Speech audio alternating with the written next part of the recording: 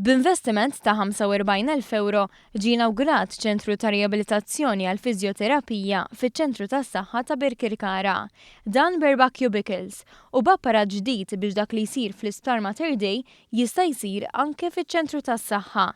Meta żar iċ-ċentru l-Ministru għas-Saħħa Chris Fearn innota kif f'Birkirkara m'għadx hemm lista ta' stennija għal fiżjoterapija u pazjenti bi bżonn għal dan is-servizz jinqdew f'medja ta' jumejn. Apparti minn hekk ġewwa Birkirkara bdejna servizz ġdid li huwa servizz ta' sports medicine fejn għandna konsulent speċjalista fuq affarijiet li għandhom x'jaqsmu ma' mediċina sportiva u dan is-servizz qiegħed jingħata wkoll fil-komunità biex naqqas mill-load mill-workload ta' Mater Dei. Il-mediċina sportiva, magħrufa aħjar bħala Sport and Exercise Medicine, huwa kunċett pjuttost ġdid għal pajjiżna.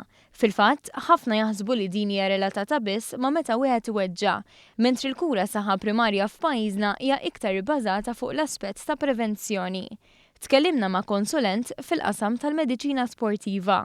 Fil-primary care issa bdew Sports and Exercise Medicine Clinics darba fil-ġimgħa issa ħar Ormi u Birkirkara Health Centers u nisperaw bil-mod il-service ħajżdiet u jespandi wkoll. Il-kap eżekuttiv tal-kura saħħa primarja Renzo De Gabriele ħabbar li se toħroġ expression of interest għal fiżjoterapisti bilan li dawn jaħdmu wkoll fil-għaxijiet. Ifisser li l-pazjenti jkunu jistgħu jinqdew aktar finijiet mhux tas-soltu, ġifieri fil-għaxijiet, allura inti tevita li toqgħod tieħu lif mix-xogħol tiegħek u iktar ta' konvenjenza bħala ħinijiet fejn inti tażel biex inti tista' tattendi għal fiżjoterapija. U issa li żewġ servizzi se jkunu qed jingħataw fil-għaxija teħtieġ iktar sinerġija bejn il-konsulenti fil-mediċina sportiva u l-fiżjoterapisti.